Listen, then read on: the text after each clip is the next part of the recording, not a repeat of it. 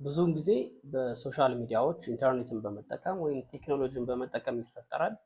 ብዙ ልጃገረዶችን እና ሴቶች ላይ ደግሞ ጉዳት ያደርስባቸዋል።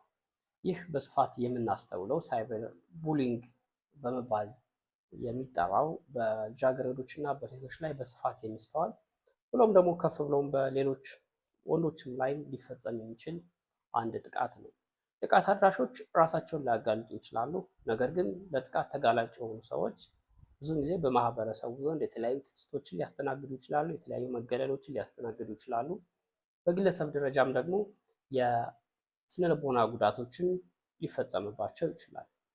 ይህ ጉዳት ለምን ይፈጠራል? እንግዲህ ሳይበር ቡሊንግ ከምንላቸው መካከል ሰዎችን መስደብ፣ ሰዎችን ክብረነክ በሆነ መንገድ በማህበራዊ ሚዲያዎች ማጋራት፣ ሰዎችን ማዋረድ፣ የሰዎችን ግላዊነት በጣሰ መልኩ የሰዎችን ግላዊ ምስሎች ለሌሎች ፐብሊክ በሆነ መንገድ ማጋራት፣ ማስፈራራትን ሊያካትት ይችላል። መልእክቶችን መላክ፣ ሰዎችን ዝቅ ሊያደርጉ የሚችሉ የሰዎችን ሞራል ሊጎዱ የሚችሉ ምስሎችን ማጋራትን ሊያካትት ይችላል።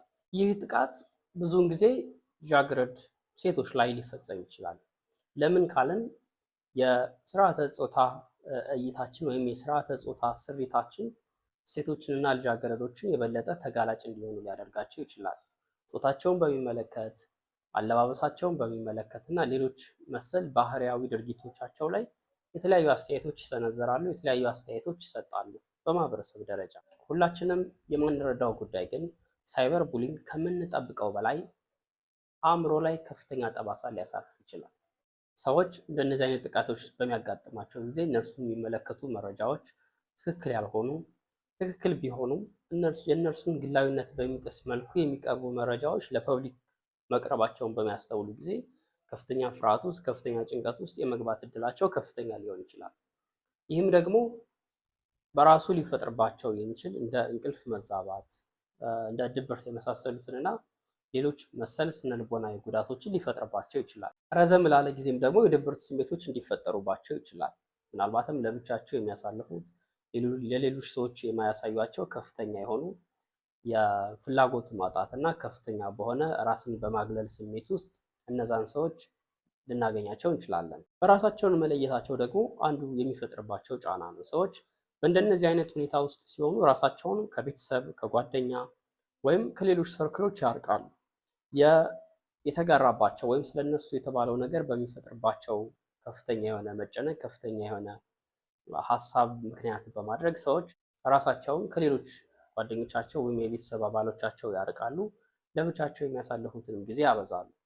ይህም ደግሞ በራሱ ይዞት የሚመጣው ሌላ ስነልቦናዊ ጫናዎች ሊኖርባቸው ይችላል። ይህ እንግዲህ አንድ ያጋጥማቸው የሚተውት ጉዳይ አይደለም። በተደጋጋሚ ያንን መልእክት በሚያስተውሉበትና ያንን መልእክት ወይም ያንን ምስል ያንን ድርጊት የሚመስሉ ነገሮችን በሚያስተውሉበትም ጊዜ የፍርሃትና የመደንገጥ ስሜቶችንም አብሮ ሊያሳድግባቸው ይችላል ማለት ነው። ከፍ ብሎም ደግሞ እነዚህ ሰዎች ማህበራዊ ድጋፍ የማገኙ ከሆነና ራሳቸውን በእንደነዚህ አይነት ሁኔታዎች ውስጥ እንዲቆዩ የሚያደርጉ ከሆነ በራሳቸው ላይ ጉዳት ማድረስ ምናልባትም ራሳቸውን እስከ ማጥፋት ድረስ ሊያደርስ የሚችሉ ከፍተኛ የሆኑ ስሜቶችን ብሎም የድብርት ሁኔታዎችን ሊፈጥርባቸው ይችላል። ይህ ሳይበር ቡሊንግ የምንለው እንደነዚህ አይነት ችግሮች በማህበራዊ ሚዲያዎች በምናይ ጊዜ ልናደርጋቸው ከሚገቡ ነገሮች የመጀመሪያው እነዛ ሰዎች የጥፋተኝነት ወይም የበደለኝነት ስሜት እንዳይሰማቸው ማድረግ ሲሆን ይህም የግለሰቦችን ግላዊ መረጃዎች ከማጋራት መቆጠብ የመጀመሪያው ነው።